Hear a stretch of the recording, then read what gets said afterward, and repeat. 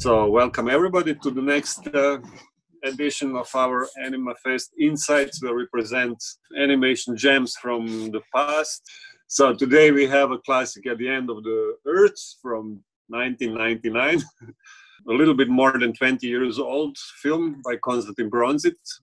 To me personally, it's one of the most funny films in the history of animation, but it also got so many awards, and you are one of the most awarded living directors, I think, with more than 200 awards, I guess, or even more, including something like that, yeah, something like that, including Grand Prix for the We Can't Live Without Cosmos in Zagreb and in Annecy, yes, and 2 Oscar nominations.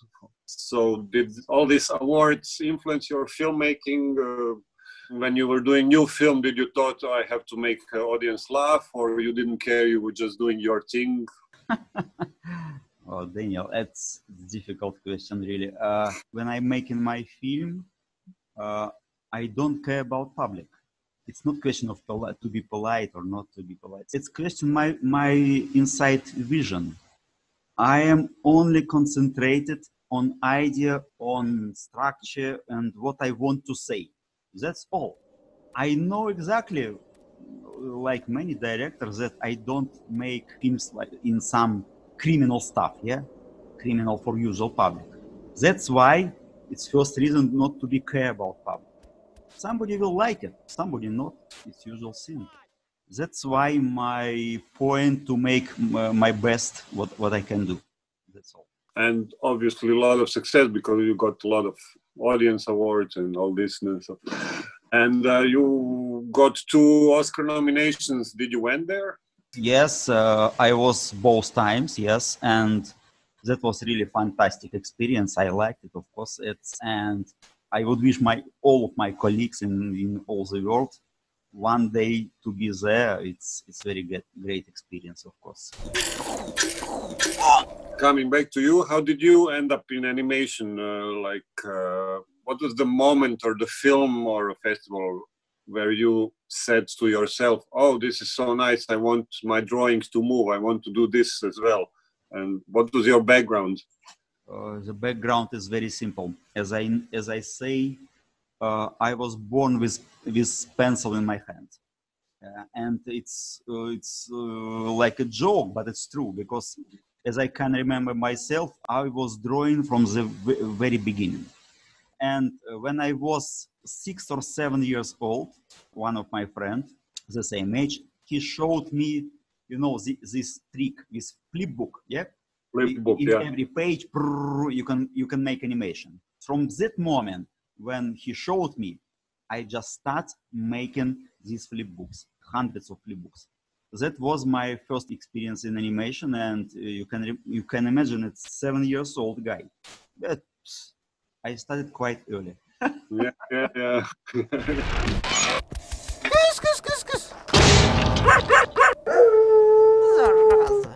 All your films are narrative and funny. You have a lot of gags with fantastic timing. I've heard that you were not aware of the word timing before, so you were born with this talent. It seems to me, yes. The feeling of the timing was as I remember, I didn't learn it specially.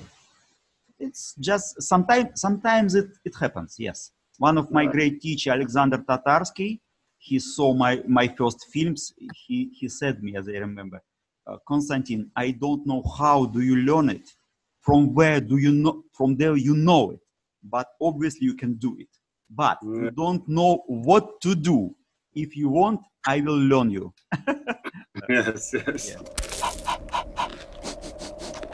When you were getting this award in Krok this year, last year, for He Can't Live Without Cosmos, you were saying that you are very glad that the narrative, let's say classical narrative film, got the award. That today, you have the feeling that this kind of films are not so much appreciated anymore. So what do you think about contemporary scene, or are they lacking narration? Or obviously, everybody who is involved in this field and watching any kind of contemporary animation can see that directors and filmmakers step to the side if they make narrative films, but as a rule, they do it with help of over voice. Yeah, that's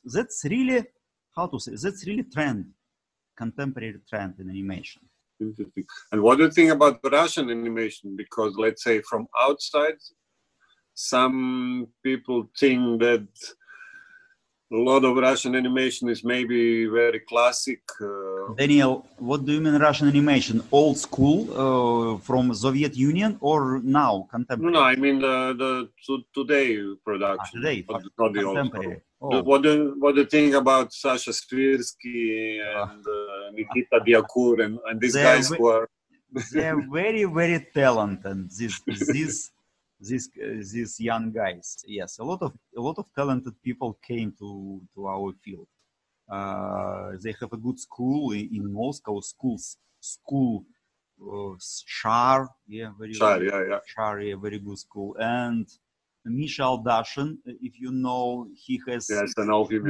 Now he's in good position. He's a supervisor in artistic animation, in author animation field, in Soyuz Multfilm, very old studio. They make every year very good content. But maybe one thing for me personally, which I really don't like much, as a rule, they make content for children. It's a trend also. It's trend of Russian animation and also of contemporary Russian animation.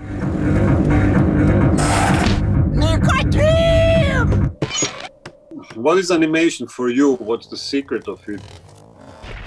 It seems to me that most important thing for me when I make animation always was to lie so less as possible, because I feel lie on the screen.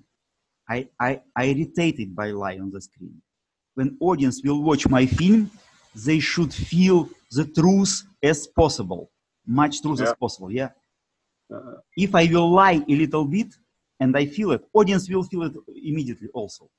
That was all. I mean, lie in everything, in communication between characters, in movement, in plastic, in design, in sound, in construction, in story at least.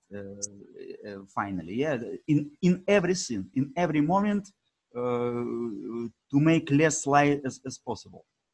So at the end of the earth, for many, as I said, one of the most funny films in the history of animation. Why do you think it resonated so well with the audiences worldwide? First of all, it's very good sequence of funny gags. But that's exactly what I wanted when I was making film. Nothing else, just to make audience laugh. There is no special secret. It's just attention to details, but it's part of a director's job, any director's job, You have to be precise in details, to be attentive to details, and to make, and everything to make like gags, like a chain, step by step, they one gags prepares next one, and like a chain, step by step, you collect gags in one chain, and it works more and more. That's a construction of the film. That's all. It's technical question. If you have feeling of humor, feeling of what is funny, it's okay for you. Everybody can do it. Thanks. Do you, like, almost at the end, want to? How would you introduce the film to somebody who never saw it? I hope it will be a little discovery for you, and for these 7 minutes, you should. I hope so. You should forget about everything in the world, because I moved you. I will move you on the end of the earth. I envy you, because we directors never have a chance to look at our work from a side. Yeah, that's impossible. Okay, I can also say thanks to Folimage who gave us this right to put it online for 1 week. Very kind of your French producer. Yes, I was lucky. They invited me and gave possibility and absolutely freedom to make this film. Yeah, that's why you can watch it. Yeah. Yeah, it's good. It's good. Zagreb. Zagreb. Whoa, Zagreb forever. That's it. Yeah. Thank you, Zagreb. Good luck.